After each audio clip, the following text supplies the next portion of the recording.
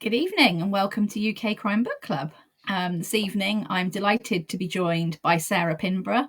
Sarah has got her latest book out, which is called We Live Here and is out on Thursday. Yep, that's right. Thank you for having me. Book 25, or you've written 20?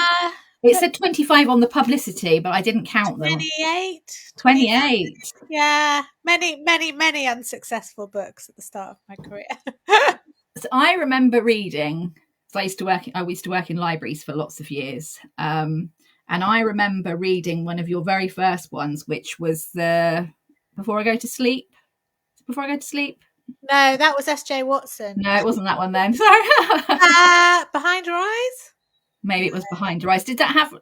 I don't know. It was one of the very first ones, and I remember. Behind Your Eyes was book number 23. Was it? It wasn't that one there. No, it wasn't. It was way back. It was probably. It would have been. What did I? 2005, 2006. Oh God! So that would have been one of the horror novels, paperback horror novels. Yeah. God, yeah. That most those didn't even come out in England, so I don't know how they even got over here.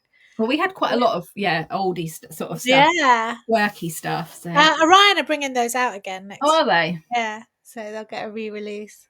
So, so I was going to say, and also your recent books have been sort of turned into TV shows, and you've got Netflix. We'll come back to that in a second. But did you want to introduce yourself and the book? Okay, I am Sarah Pinborough, novelist and screenwriter. We Live Here Now is my newest kind of supernatural thriller, I guess, psychological thriller with a bit of weird. And it is about a couple called Emily and Freddie who moved to the country. Emily is recovering from a very nasty accident and hospital stay. They moved to this house in the country from London, and while they both have secrets from each other, it transpires the house also has secrets of its own, and Emily starts to feel that the house is haunted, and she tries to discover what is wrong with the house and her marriage. I know, and I'm terrible at those short. The Americans are really good at those punchy kind of elevator pitch. My book is about. Yeah, stuff happens. Well, that really sums it up, though, because I mean, so the book is set on Dartmoor, at a place called Larkin Lodge, and they buy it. Well, Freddie buys it after the accident, doesn't he? For her to recuperate. Yeah, she has seen it online in that way that we all look at property porn and imagine. Yeah. I always look at houses by locks in Scotland, even though I'd be terrible at living in the middle of nowhere on my own. Yeah, I do. I like ones like really out, and I don't like I'm not very keen on like being out on my own somewhere, but I always look at like the places that are really remote. And you're like, oh, look what I could get for £300,000 there. Yeah. You think, that's why it's £300,000. Yeah. Nobody wants to live there. But she had seen this house. And then when she has her accident and she gets sepsis and she's in hospital for a long time, Freddie then finds the Right Move listing on her iPad, which technically shouldn't be there because she'd shut it all down. But when he opens her iPad, there it is. And he decides to move them there. And she goes along with it because she's just had sepsis and is in no fit state. But as soon as she gets out of the car, that's like right at the very beginning. So we're not giving any spoilers, but as soon as she gets out of the car, she thinks this is a terrible mistake. And I think it's that thing of when you've seen photos online when they're taken in summer or whatever, it's a beautiful house and it was a whimsical thought, and then she's arrived, it's the middle of winter, there's fog on the moors, there's no plant life, everything is just this stone oppressive building, and as soon as she arrives she starts hearing strange things and they start to get more fractious with each other, I think. I do, yeah. So what was the inspiration for this book? Well, two things really. First off, when I was in my 20s, I was a letting agent for a while. And I mean, I'm not a great believer in ghosts and stuff, even though I wouldn't, I say that and then I get tired of the night about things. But I went to show a house in a little town up the road, an old railway town. So this house, like a couple of 100 years old, terraced house. And I went to show it to a group of girls. So I went to let myself in first because, sometimes tenants can leave a house in this state. So I better check that the previous tenants haven't wrecked it. So I went in and I was looking to buy a house at that point, or to move house, and I was like, oh, this house, I could live in a house like this. It had a nice Yeah. vibe, and da, da, da.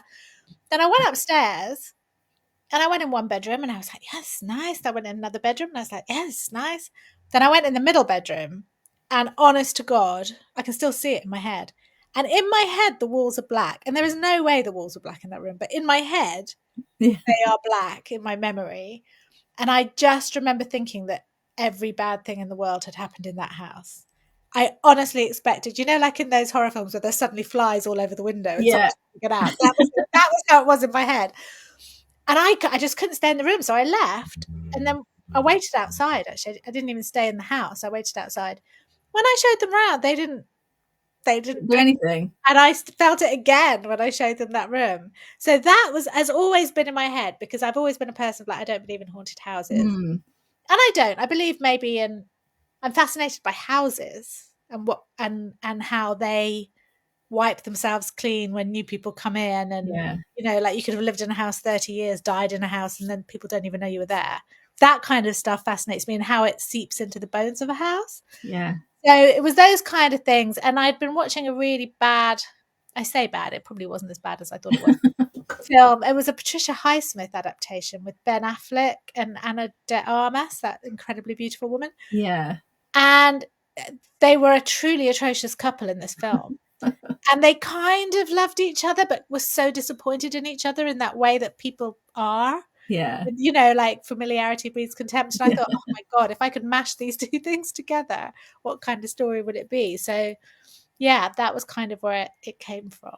Because when I started to read the book, sort of Freddie sort of comes off work. It came off worse for me because he's I can't give away too much, but when I first started reading him, there's stuff going on, isn't there? And he's they've both got secrets. They've both got secrets from each other, and they've both I am single and capable of having a long-term relationship. It transpires, so I'm fascinated by them. I'm really fascinated by how people can stay together.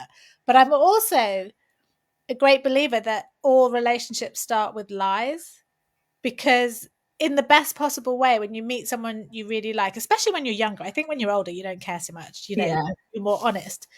But when you're younger, if you meet someone, you really want to impress them, so tell them all the good things, don't you? Yeah, and then you exaggerate stuff, and you find yourself saying, yeah, I love hill walking. Yeah.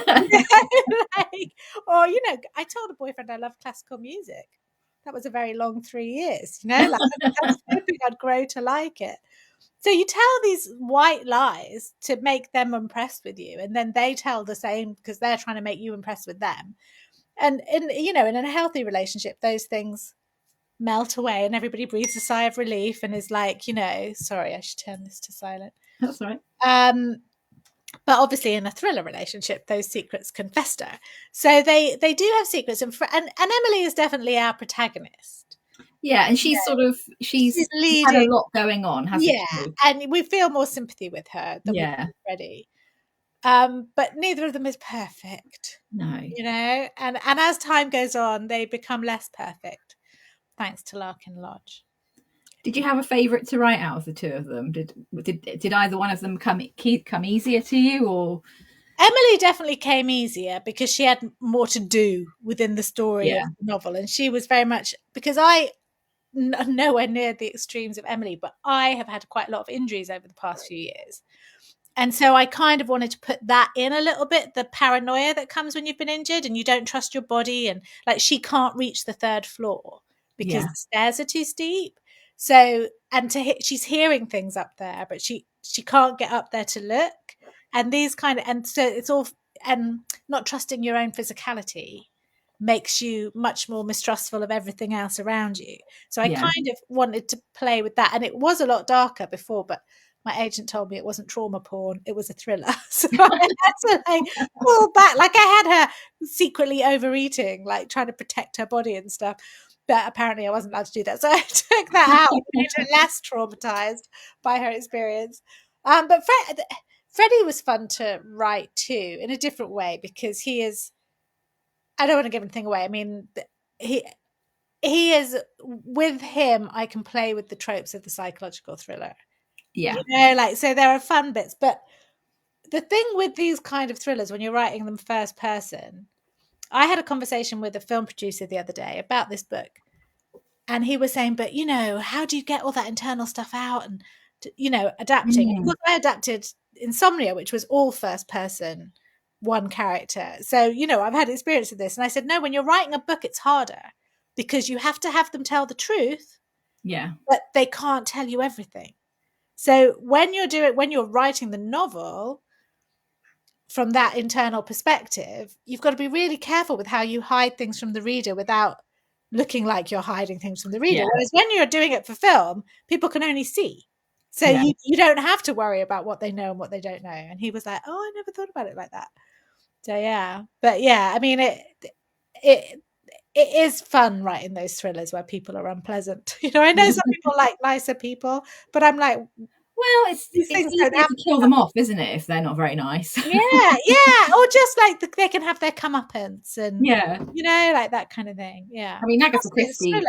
had awful character. All of her books were. Say that again, sorry? Agatha Christie, she was Yeah. literally, most of her characters were awful. Yeah. I mean, I love Death on the Nile. I Yeah. particularly love like the Peter Ustinov film version. Yeah. When you look at those people like Maggie Smith and Angela Lansbury, they're all playing awful Yeah, characters. they do. Yeah. But we love them. Well, that's the thing, isn't it? I think that if you were to write a book about and everybody was lovely, and you know, then it just wouldn't have that sort of psychological feel, or Yeah. So Yeah. Nice people are boring. in fiction, you know, Yeah. like they're lovely in real life, but in fiction, you know, no. So Larkin Lodge, set on Dartmoor. What sort of inspired you to set it there? Because I live near there. I live literally about 20 minutes away. Oh, really? Whereabouts? Well, sort of near Belston, which is sort of near Oakhampton. Yeah. I know Oakhampton. Yeah. Because when I was very briefly married, I lived in a little hamlet called Clayhanger. Oh, I know. On the way, yes. Between Bampton and on the way to Tiverton. Yes. Yeah, and it was between Bampton and Wivliscombe. And it would, you know, I had to drive 3 miles one way for a pint of milk or 4 miles the other way. And my in-laws at the time used to call it going indoor. They'd say, "Oh, let's go indoor camping with Sarah and Kane," because we were in this like old farmhouse with like an Aga and some fireplaces. But it was a nice house. I actually, when the marriage broke up and he moved out, I stayed there on my own, which I thought would freak me out, but I wasn't freaked out at all. So that was a nice house. But it definitely, when I moved there, I was quite depressed for a little while because he was out working. I wasn't working. Started to look for a job. Transpired it would be, I'd earn more money training to be a teacher than I would working in an office in Exeter or something. So I did my teacher training. And once I started doing that, you know. You had something. I wrote my first book in that. I wrote The Hidden in that house on my own when he was at work. And it was quite like, you know, all you can see is cows and fields around you. And that's quite rough ground, isn't it? It's not like beautiful green fields. And No. And you're out of time. It took a little while to get my head into the, you know, like I remember opening the paper and like the local crime section said someone's wing mirror had been stolen. And that was big crimes. That was big crime. I worked at Tiverton Library for, oh my gosh, for 8 years before I moved to Exeter Library. Yeah. And we used to get the Tiverton Gazette in and we had the Tiverton Gazette going back to like the early 19 and like looking at the stories. I mean, it was, you know, sort of, Exeter was the big city. It was. Exeter was the metropolis. Yeah, I did my teacher training I did a couple of days in Tiverton High School just to get a feel for it. Yeah. Then I did some in Columpton High School. Oh yeah. And then I did sixth form at Exeter College. And that was like the big smoke, you know, like But I did settle into it. And I applied for a job in Taunton actually. And had I got that job, I would have stayed in that area, but I didn't. So I ended up moving out. But it was just that change of pace. Yeah. Like if you've come, like we'd moved from Guildford and I'd been living in London before then. And suddenly everything was slower and people are looking at you like you're city twats. We were city twats, you know, like, at the local pub, the Rock Inn on that road down between the two. There was a landlord in there called Bruff. And I found he used to keep a tab. Everybody had a tab behind the bar, and then you'd pay it off. And I saw our tab, and it was Playboy and Playgirl. Like, bruv, he was like, wow, that's what we called you when you first came in. Yeah, everybody has a name, or like the thing is, yeah, I'm the other way around because I've lived here nearly all of my life. Yeah. I did go to Exeter for a couple of years. So you went to the Big Smoke. I did go to the Big So Smoke. you know exactly what I mean, talking about the life there is so much. Oh yeah, yeah. Pace. Yeah. So when I go to London, it's like that's the complete opposite for me. So like it's like, whoa, this is like really busy and exciting. Well, I found since I moved out of London, I now moved back to my little hometown, Stony Stratford, which is not far outside London, but it's like a proper old 1,000-year-old market town. And now when I go back into London, I just get so annoyed about how rude everybody is. Yeah. Like people just walk through you and no one smiles. You can smile. You know, here everyone's like, morning, morning. Yeah, morning. that's the same as here. Yeah, and there's something to be said for it, I think. Something to be said for smaller towns. But Emily doesn't settle in quite so quickly, I think. She's a little bit misses her London life. And the house, was that sort of, because you said you wrote horror originally, and it's not horror, but it is creepy, isn't it? Yeah. It's got a creepy. My take on a haunted house story. Yeah. It's got a lot of creaking, a lot of birds. Yes, the raven. That's me. I'm the raven in the audiobook. Are you? Yeah. Yeah. Yeah. When they asked me, I was like, this voice does not sound like a raven, but I did it. So that was what I was going to. So there's a lot of unsaids, isn't there, in the book, and a lot of things that make your as a reader make your mind go into overdrive. And I think it probably depends what you are as a reader. So I quite like that. Oh God, what's up on that floor? What's that horrible smell? You know, what's happening with the nail? Yeah, exactly. Why does the nail keep coming back? Not a fingernail, by the way. It's a proper like hammer nail. Why do the windows keep opening? So yeah, and it's like, is it? But then that's the whole thing, isn't it? It's like, is it your imagination, or is it really happening?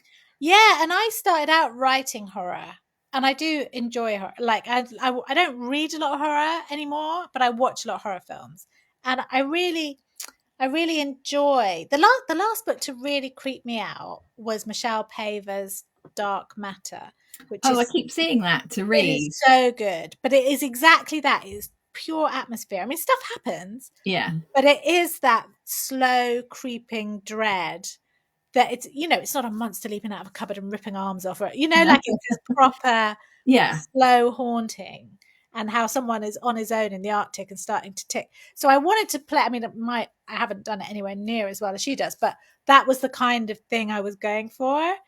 And at first it was much more psychological thriller than creepy, but then my editor was like, go for it if you want to lean into that.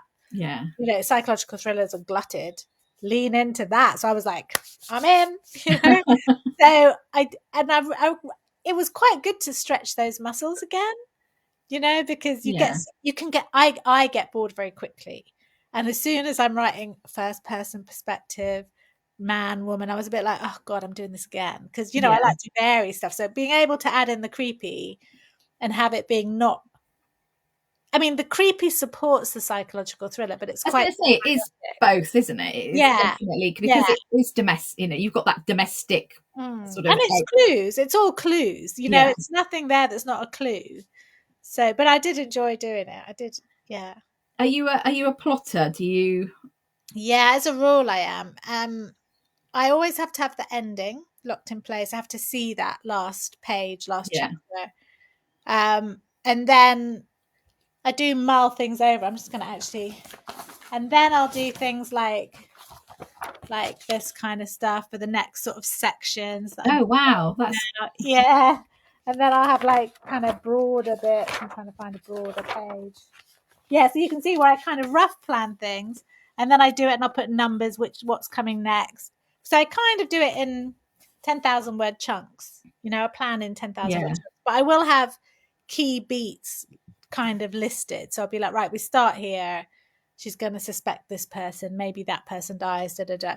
But it will all change. But the ending never changes. The ending stays. The ending is sort of set in. Yeah. Sort of working. Yeah.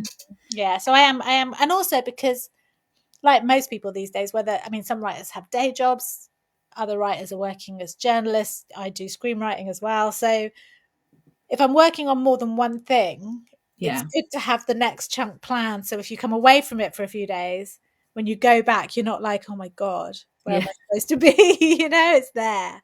So yeah, I like to plan. And do you write one book a year, sort of roughly, or? I used to do, I have done in the past 2 books a year when I needed to for the money. Yeah. My last book was 3 years ago, Insomnia. So Oh that's, wow. yeah, but then I wrote the whole TV series in that time Yeah. as well. So we wrote a TV series, made a TV series, aired a TV series, produced it. So I was doing it, right through the whole process. So that Yeah. did take a lot of time, plus some injuries. And I had a change in editors and stuff. So there was, stuff changed.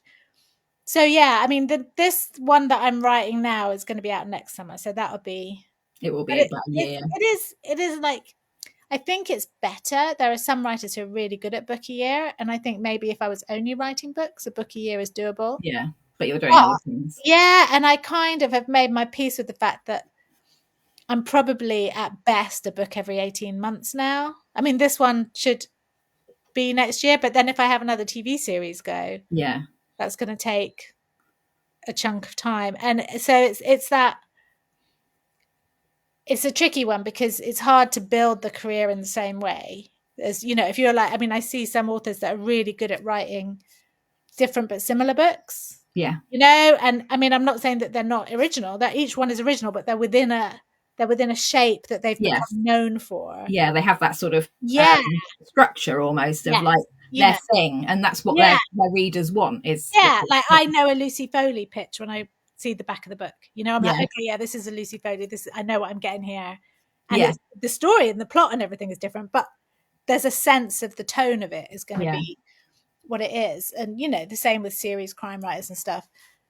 And if they're doing one a year, they're building well. And, especially when they're as talented as some of those people are. But I kind of, part of me is like, oh, maybe I should be doing that. But I also like writing the TV stuff. So I have to, it's, my editors get annoyed. But it's, so I've got to try and, I did have a moment of like, respect the books. I had to tell myself, I'm very lucky. I get paid a lot of money. Need to respect it, and make sure that career stays going. Well, I guess that because one of the questions I was going to ask you was your journey as an author has been pretty amazing, from like, to be doing, TV series and, sort of has that been sort of an has it been a challenge? Has it been exciting? Has it been like a real like, whoa, here we go? It's a weird one, isn't it? Because I kind of feel like, and this I do not mean this in any arrogant way whatsoever, because I am a workman. I'm not like super skilled, super talented. I just like I'm a grafter. Yeah. But you hear writers saying, oh, I've got such imposter syndrome, because I've had this success. I'm a bit like, I don't have imposter syndrome. I've been working at this for 20 bloody years. I have crawled my way to this place, rock by rock. It wasn't like, you see some people, they get a debut book, it goes stellar. Yeah. Everything falls into place. That was not me, Well, then that gives people like who are, sort of struggling writers a real sort of, because I think most people are like you, that it does take it's just years. You only see the flashy lights and so even with TV and film, I'd been writing scripts and selling scripts for quite some time before anything big came. Yeah. So I feel like if you work, I mean, talent is of course important, but I think knuckling down and being tough and taking the rejection and learning, studying. Yeah.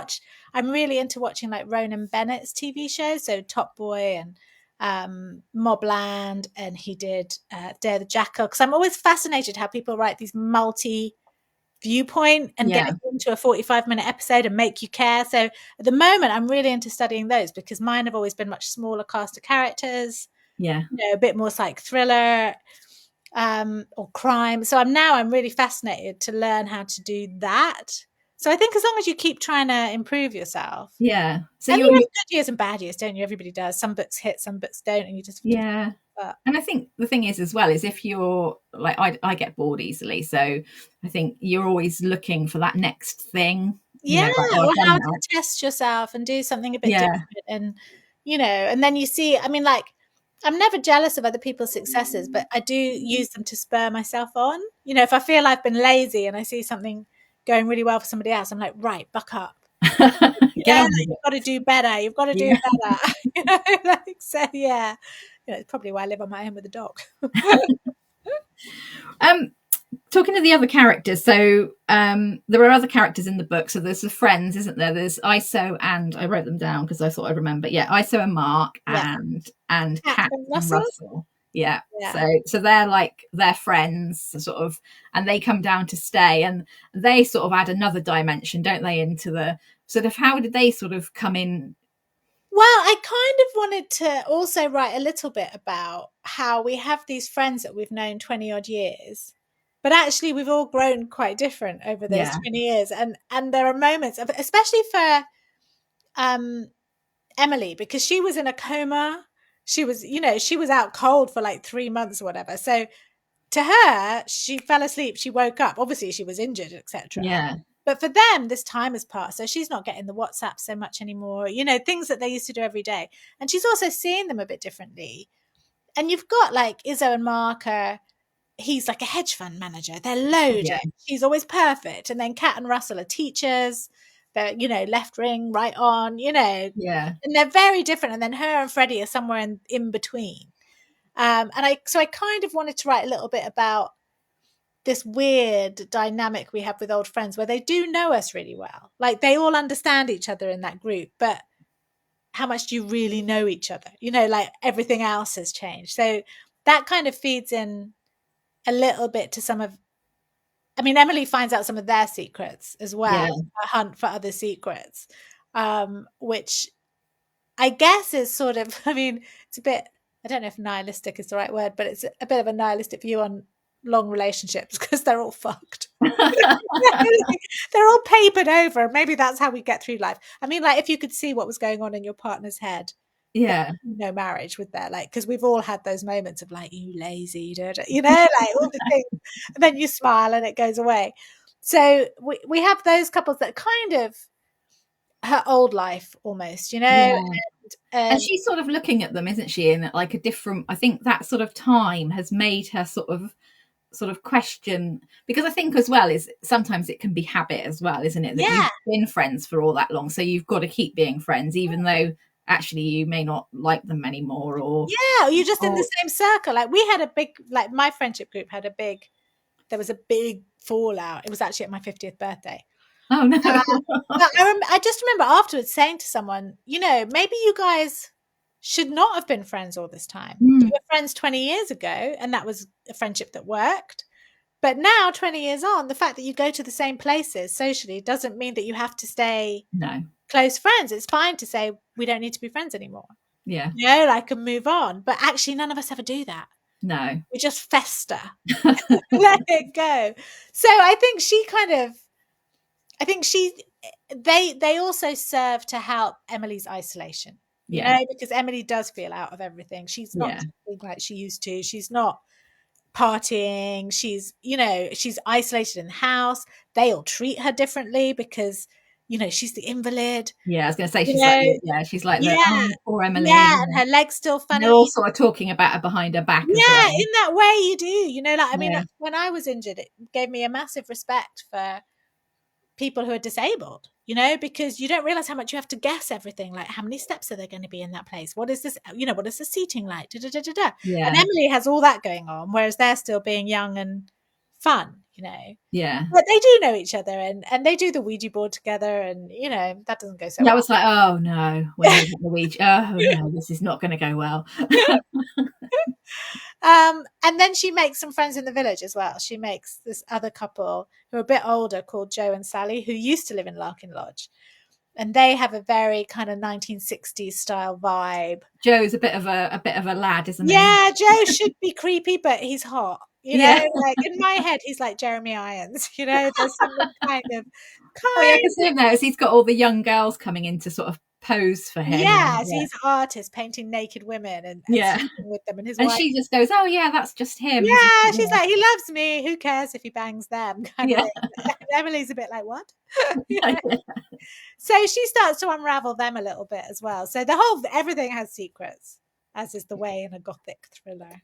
Yeah, no, there is a lot of, like I said, I've written down, there's a lot of unsaids and a lot of secrets and a lot hidden. Yes. And part of this, as you read through the book as well, is it's trying to uncover whether what's going on is like in her head. Is it because, you know, there are books, isn't there, where like, you know, you end up and it's sort of like they've got some sort of, you know, Condition. Condition where they think that this thing's happening and it's not really, and then you find out at the end that that's, you know. So I'm not saying that's not what happens, but I'm not saying that's what happens. But there's some really sort of dark bits in it. So one of the things that really sort of stuck with me was about the crossroads of the house being built. So was that something? Is that a real thing? It's a real thing, yeah. So I mean, I wanted to make it a little. When I was going back in to make it creepier, I was like, okay, how can I make this house something that? Because I wanted it to be that she could be imagining this. So if someone had given her information that was creepy. So the house, I think, and I can't remember, I think I say it in the book, but I can't remember now. But I think they stopped doing it around the 17th century, something like that, or the 18th century. But if people took their own lives, they would, I can't remember it exactly, but was it cut their heads off and then face them down and put a stake them to the ground? To the ground, so that their souls would be tethered to the ground, because obviously back in that day it was religion, wicked, and it was wicked, and da-da-da. And so when the vicar turns up, he tells him about this. He says, "Oh, but the ground's probably been consecrated since then. You know, it's been blessed since then." So the idea that they're in this house in the middle of nowhere with just moors around them, with mist rolling in, where people were staked under it. So that was always at crossroads. They would do that so that the soul didn't know which way to go. Because it's near where I live, sort of on the road to go towards Tiverton, towards a place called Wreckenford, which is, you probably know from your time. There's a place called Gibbet Moor, which is where they used to hang people there. Yes. I love these names. It's great. We've got one, Tombs Meadow down there. It's like, oh, you know, but so it's that kind of thing. Yeah. Where I think if you lived in the house, you know, it's like, would you buy a house where someone had been murdered in it? Even though, you know, it's just a house, would you buy it? But then you said at the beginning, you don't always know. The house that I live in was built in 1850 something. So I've got no idea. Someone must have died in it. Yeah, at least one person. Several. Especially back in the day before they carted you off to hospital for it. Exactly. So, but I mean, what, you know, I guess, imagine murders, you know, there's not a huge amount of murders, but then quite often murders were sort of covered up, weren't they? So they, you know. Or just not realised. Yeah. But people just got away with it because there wasn't people investigating, or they had a heart attack, but really maybe somebody slipped something in their tea. My big thing, if you live in an old house, and I did this in one I lived in up the road in an old terrace, like we took the wallpaper off, and there was like, you know, when you've got to take all that wood chip off, it took forever. Yeah. Then you just write a message before you repost it, like, you will die here. You know, don't talk to the ghost. You know, the ghost is not friendly, and then repaper over it so that in 20 years time or whatever, when someone takes it off. Oh my God. The note. You can't really do that in a modern house. It doesn't work so well, but no, you can't really do it underneath under paint. Doesn't really work. I keep turning these messages off, but they're not going away for some reason. So I'm sorry about that. That's okay. Don't worry. It's noisy. So you touched on it about how it's written from in the first person, but you disappeared then for a minute. I'm here. Yeah.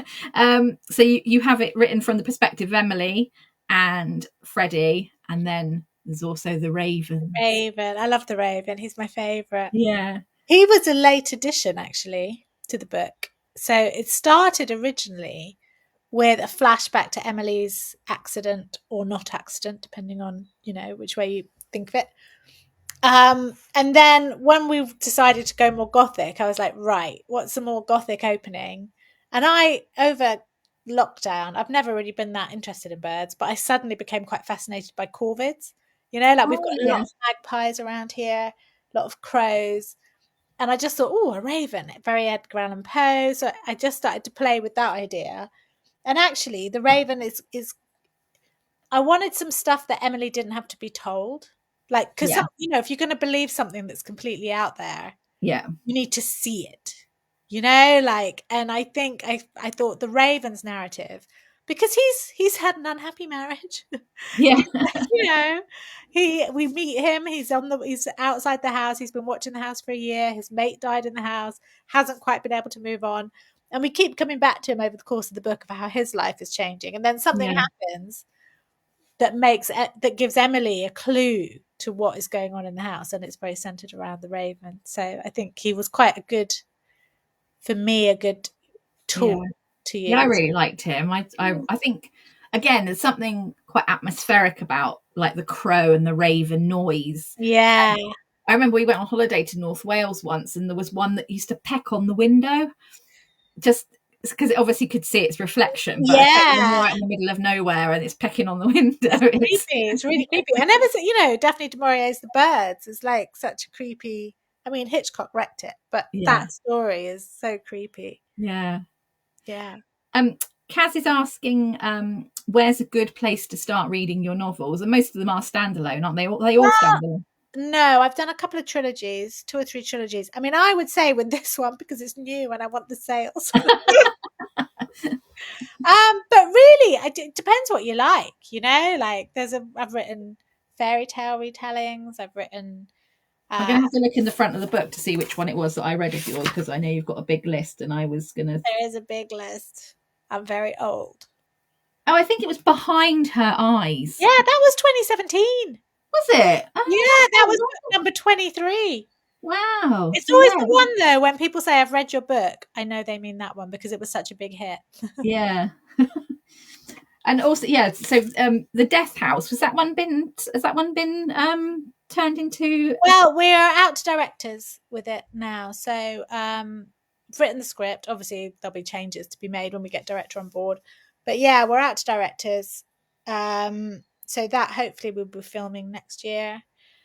We were supposed to be this year, but then I was super busy last year with the TV show. The director was busy with 2 other films. The producer was busy with 2 other films. And because there's so many children in it, it's quite hard to get people on board because it's hard working with kids. Not because of the kids, but the time limits, the rules, all the rules around it. So a lot of directors are a bit like, that is a lot of kids. 5, but that's a lot of kids. So we've got a couple of people that we're hopeful to get, but yeah. Brilliant. So how different is it to write for when you're writing a novel? Sorry. That's all right. He's got no control over him. He'll be like, there'll be someone walking past with a dog. The dog's barking back now. Sorry. How different is it? Yeah, sort of. Is there a different process for you as a writer, or do you still go into it with the same sort of... Oh, well, it depends. If I'm writing an original script, then it's different. Well, if I'm writing an original script, it's a bit more like writing a book, but you tend to plan more thoroughly because structure is so important in a film, and you've got fewer pages. But if I'm adapting, especially one of my own, I'm not the most faithful adapter of my own work, and I think that's the joy of it being your own work. That's really interesting, isn't it? Because some people are really get really precious. But... Yeah, but I think many things about writers and adaptations. Primarily, my first thing is, if you've taken the option money, step away. Unless you're adapting it, no one wants your notes. They might ask you for them because it's in the contract. They don't want them. Because if someone else is adapting it, it has to become their baby. Yeah. Because they will have so many fights to get that thing made, and to they have to believe it's their story. And so if they want to make changes, that's down to them. So if I'm adapting it, I always think, how is the best way to get this on screen? What are the trailer moments? So you learn these, like, actually this bit's going to be in the trailer, so that's not going to be a reveal. So we've got to, because you just know which are going to be your trailer moments. And also you're working with a lot of people, so like with Insomnia, you're working, first of all, we were working with Left Bank, who were the production company, and then you get the Paramount notes, and then you've got the budget. So, and also you're taking a book and you're turning it into 6 episodes, so you need to add more. So you're giving characters more to do. And then it'll be down to things like what you can afford. You know, like I'll be like, well, they're in a car. They're arguing in the car. It's raining. And then they're like, not in the car. And I was like, okay, not in the They're car. walking. And they'd be walking. So they can be walking. So they're walking in the rain. No rain. Okay, no rain. They're like just walking. they're just walking and talking, or they've just got out of the car and they're talking, you know? Yeah. So, and it is a joint effort. TV is a joint effort. And then you have some big fights over the scripts, then you have big fights in the edit, but things that you defend at one point. Like I really defended a scene in the script stage. When we were doing the edit, I cut the scene. Yeah, really? Yeah, I was like, I don't think it works. We don't need it. Because also you're seeing all the different layers, and then you've got the music, and then you've got.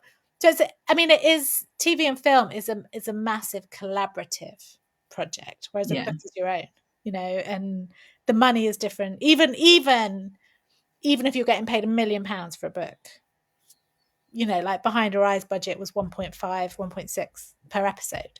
Yeah. You know, even Insomnia, which was a cheap show, was 1.1. You know, wow. So the money is different. Yeah. You know, you're talking about a lot of money, a lot of people's time. But I remember walking on set, and I went to a night. I didn't go to set as much as I should have done on Insomnia because I was so injured.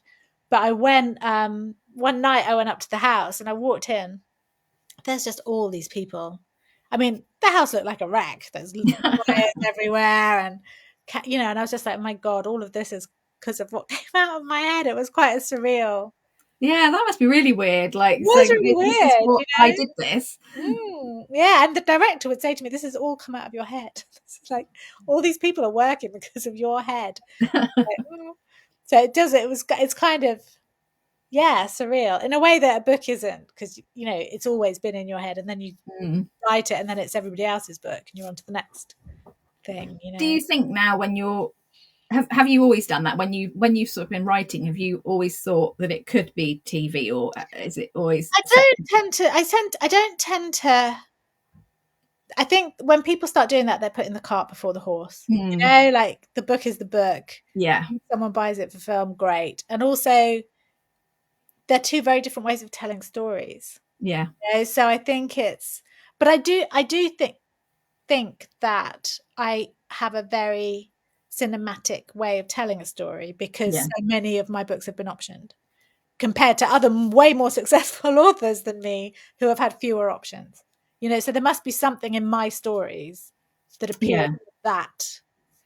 Well, I could definitely, reading this one, I mean, there's so much in it that could be, you know, although it would definitely be hide behind the pillow. You know, because I kind of like, did you ever see a film called What Lies Beneath? I think so. Michelle Pfeiffer and Harrison Ford. Yeah, I think I might have. Yeah, it's really good, but it's that kind of creepy psychological thriller, and that's my isn't it? Benchmark for it would be that kind of, you could still have all the twistiness, but it is still quite creepy. You know, how do you sort of, with your twist, because the book is very twisty and it's got lots of surprises, and as you get through, you start to realize, I can't say what you start to realize, but you start to realize something. And Emily starts to realize something. And so was that something that came, because you knew what the ending was going to be, so did it change at all as you went through? No, I mean, the way it was uncovered changed here and there, and during the edit, you know, I had to clarify some bits. You know, she finds something in one of the upstairs cupboards that wasn't in the first draft but was needed, because trying to get across what had happened was quite hard otherwise. Well, and she's there's clues, isn't there, about, it's almost like a bit of a treasure hunt for her as well, because she knows there's something not right in the house. She tries to find out what happened in the house, if something happened in the house, and then you, like you said, you had to have something that gives her the clue to go, because there's kind of two things going on in the house, you know, so there's two things, and she has to kind of put them together and figure it out. I've forgotten what the question was. I know, so my brain it's just gone, what's going on? No, it was about the twisting and the surprises. Oh yeah, so I I'm really funny about twists. I'm so middle-aged and annoyed by everything. But you know, when you see you see things on books like the best twist you're ever going to see all year, and quite often there's not a twist in them. No. There's some brilliant reveals. You know, like most books have brilliant reveals, and a twist, a proper twist. So like Behind Her Eyes, the end of Behind Her Eyes, that was a proper twist. Yeah. Like you should get to that ending for a twist. You should then see the whole book differently because of that one piece of information. And then you go back and go. And you go back and you read a whole different story. Yeah. Because you know that information. And I'm not entirely convinced this has that. I think this is somewhere between a reveal and a twist. It's more of more of an onion, isn't it? Yeah. You're kind of like, oh, okay. Yeah. But it is twisty, but not got that, you know, like that kind of massive turnaround twist. No. But I do think it still has like Behind Her Eyes was marketed as what the fuck that ending. That ending was on everything. And I do think this has some of that. You know, I think there is definitely the ending is definitely whoa. Yeah. So I think it's kind of in that game space, as it were. But I think it's constraints, isn't it? Like you sort of feel like I'm never going to match the Behind Her Eyes twist because it was my first big twist. And now people look for these things, you know, and they expect it of you. Yeah. So part of me wants to write something, you know, the book I'm planning for after the one I'm finishing now is completely different, you know, like, and so because I kind of think if people are expecting your twists, where's the fun in it anymore? So I try and make them a little bit naughty. Work for it. Yeah, because but then, you know, you also want to tell a good story without just working towards the twist, you know, like, and it can become dangerous. Like, and I read some authors who I used to really like their work, but they've got so caught up in this, everything has to be twistier than the last book, that they've all jumped the shark. Like the books don't even make sense anymore. And I'm sure they're shifting loads of copies, but I'm a bit like, you lied to the reader here. That doesn't even make any sense. And you pull that out of a bag. And I will read it twice to make sure that I'm not just being, you know, but I don't want to get to that stage of it. It's got to get more and more ludicrous, she says, having written Behind Her Eyes. But I must admit that one of the best twists of a book that I've ever read is Fingersmith by Sarah Waters. I've not read it. Such good. And that is a real, but none of her other books are like, you know, they're not like that at all. She's quite literary though. She is, but that one is just. I've seen lots of people talk about it, so I should read it. Yeah, but that is just. Although I think the twist has been spoiled for me because I'm seeing something about the book, and I think it goes to a way which I was completely unspoiled for it. So, and I read it years ago, but it was, and I think books like that, and things like you said, Behind Her Eyes and Gone Girl, that you can never. Once you've had it spoiled, you'll never get that. Yeah, you can't replicate that. Yeah. I mean, but there are some writers doing some really interesting things, and her name has gone right out of my head because, again, menopause. But the woman who wrote Yellowface and Babel. Oh, I've got Yellowface here somewhere. So I'm taking it on holiday. I want to say Rebecca Chung, but I think that's wrong. It is Rebecca Chung. Is it? Okay. Yes. Hurrah. You know, she's done too. I mean, she's obviously a super talented writer, so can do it. But I love this idea of writing two very different books. Like Samantha Dowling, her books are always, you know, My Lovely Wife. And then she wrote that one about the school. And it's like, these are the stories she wants to write. And you either get on board with them or you don't. And like only one of hers I've not got on board with. And it felt to me like it was that second book where you're feeling the pressure from the success of the first book, and you're not really writing your own story. You're writing what you think your editor wants, and what you think people want because you've written one. Already. And then that one doesn't do so well, and you're free to get back to writing what you want to do. So I love her stuff because I like the people who don't want to sit in one lane, you know, because I find it much more interesting. Do you find it more freeing now that you're 28 books in? Do you feel that sort of?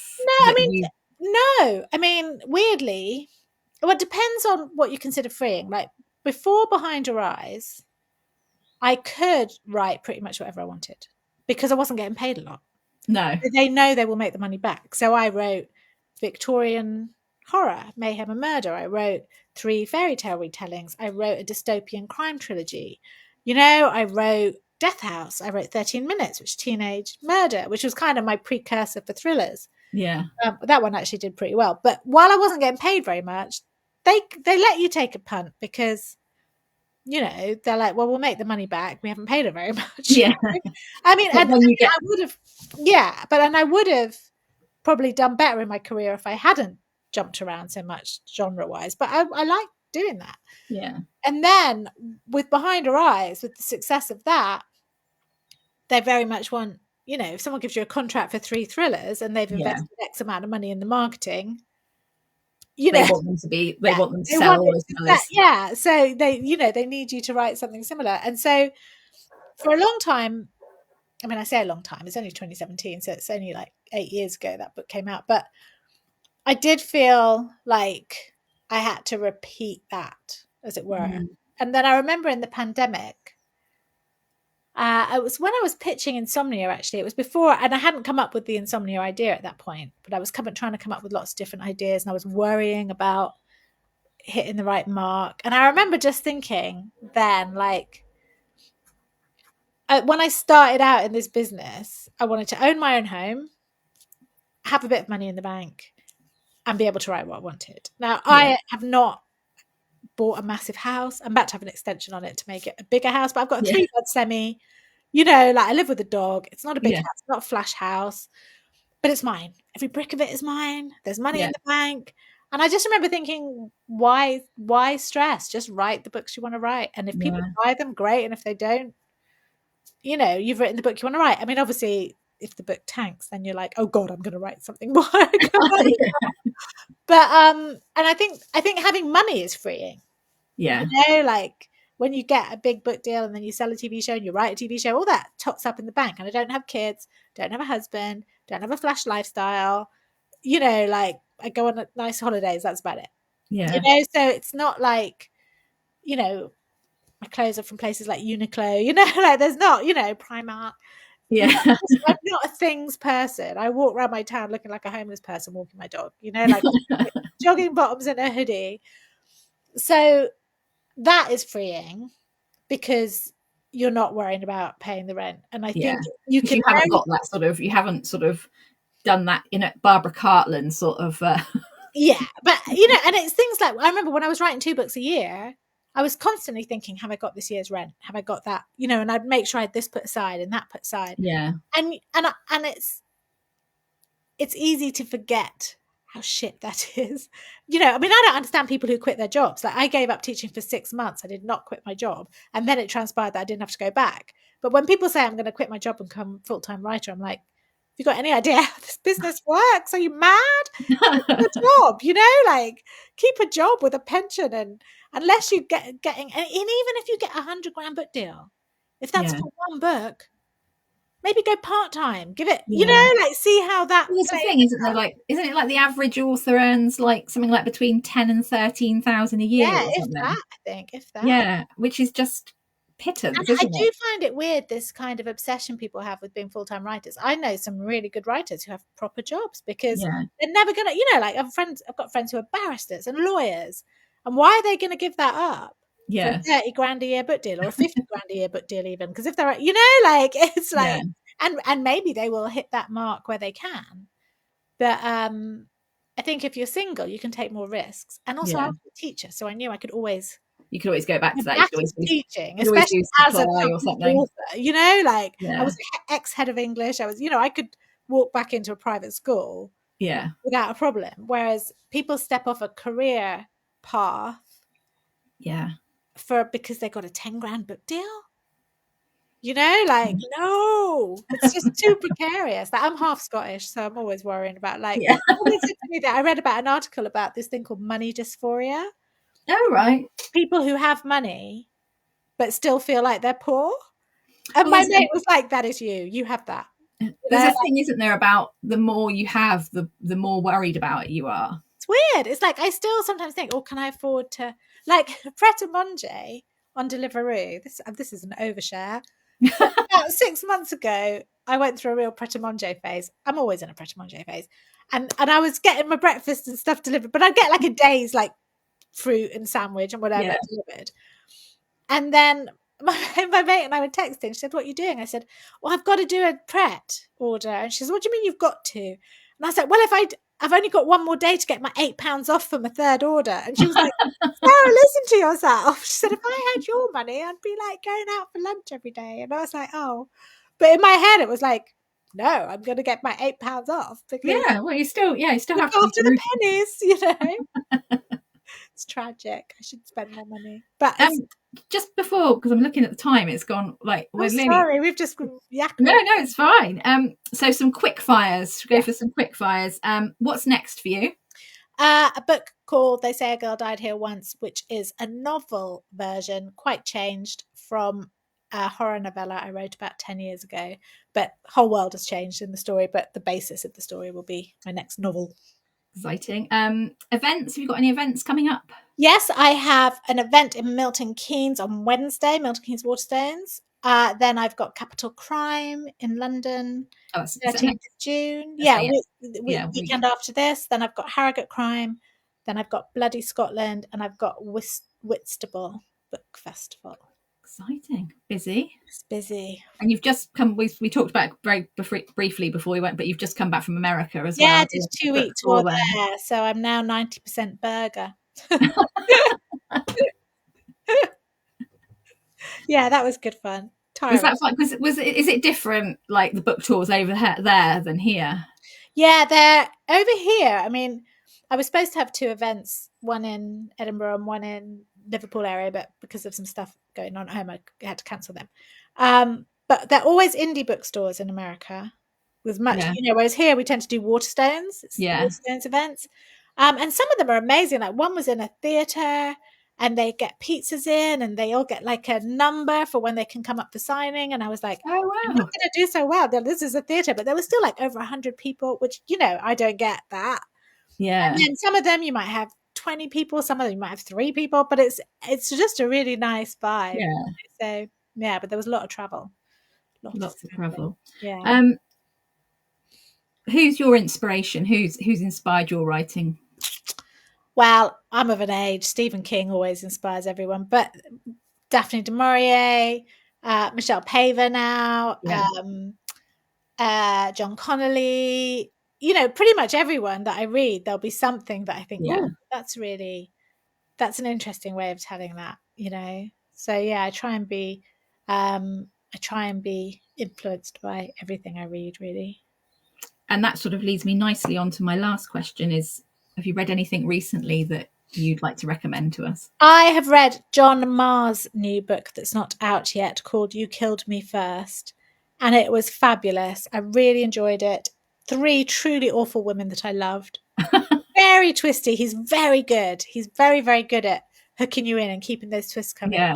And I also read a novella called The Hamlet by an author I had not read before, called Joanna Corrance. It was by a small press, Newcom Press, and I really loved it. It was very original. It was kind of an alien invasion story, but all set in this one hamlet in Scotland. It was brilliant. Sounds great. Well, thank you. And John Niven's The Fathers, which is coming out in July. Sorry, what was that one? Sorry, I missed that. John Niven, The Fathers, about 2 fathers in Glasgow. They have their babies born the same night. One's very middle class screenwriter, one's very working class, rough and tumble, and how their lives start to intersect. So it was really touching. Oh, that sounds really, that's really good. Really interesting. So We Live Here Now is out on Thursday, and it's a great read. Please buy it. Keep my dog in food. If you like creaky floorboards and nails and doors slamming and horrible smells, and then just come round to my house. Thank you, Sarah. It's been a blast. I've loved talking to you. Thank you, Karen. Thank you so much. It's been fun. Good luck with the book, and thank you for everybody for joining us, and see you all again soon.